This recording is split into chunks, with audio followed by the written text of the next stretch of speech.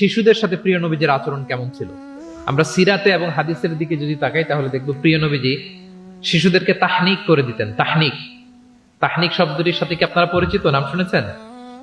তাহনিক হচ্ছে কোন স্কলারের কাছে দোয়ার জন্য নবজাতক শিশুকে নিয়ে যাওয়া।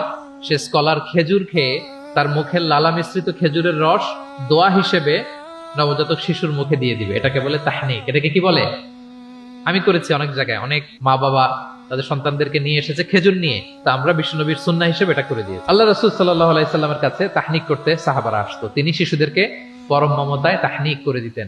মদিনাতে যখন সাহাবারা আসলো, তাদের কারো ঘরে কোনো সন্তান জন্মাচ্ছিল না। আল্লাহ রাসূল সাল্লাল্লাহু আলাইহি সাল্লামের শ্যালিকা আবু বকর রাদিয়াল্লাহু তাআলা আনহুর কন্যা আয়েশা রাদিয়াল্লাহু তাআলা আনহার বড় বোন আসমা বিনতে আবি বকর, তিনি প্রেগন্যান্ট অবস্থায় মক্কা থেকে মদিনায় হিজরত করলেন এবং কোবাতে আসার পরপরই উনি বাচ্চা ডেলিভারি করলেন, পুত্র সন্তান। ওনার ঘর আলোকিত করে জন্ম নিল আব্দুল্লাহ ইবনে জুবাইর।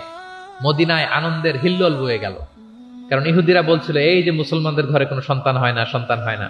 কিন্তু যখনই আসমা বেবি ডেলিভারি করলেন, মুসলমানদের মধ্যে আনন্দের বন্যা। তো ওনার সন্তান আব্দুল্লাহ ইবনে জুবাইরকে সাথে নিয়ে কোলে করে নিয়ে তিনি প্রিয় নবীজির কাছে আসলেন।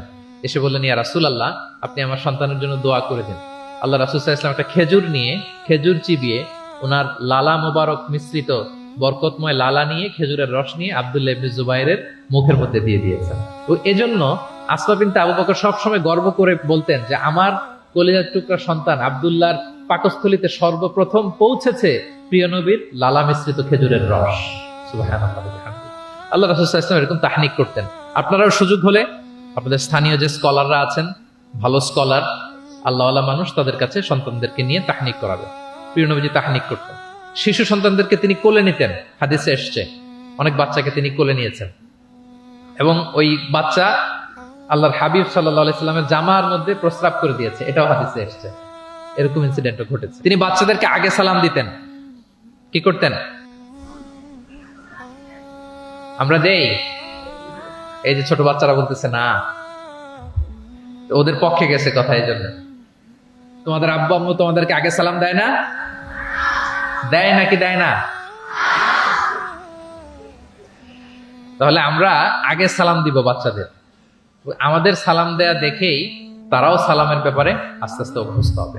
প্রিয় নবীজি বাচ্চাদের আগে সালাম দিতেন, গালে হাত বুলিয়ে দিতেন, মাথায় হাত বুলিয়ে দিতেন। হাদিসে এসছে জাবির ইবনে সামুরা একজন সাহাবী, তিনি ওনার শৈশবকালের স্মৃতিচারণ করছেন। তিনি বললেন, একবার মসজিদে নবীর পাশে আমরা কিছু বাচ্চারা দাঁড়িয়েছিলাম। প্রিয় নবীজি নামাজ শেষ করে বেরোলেন।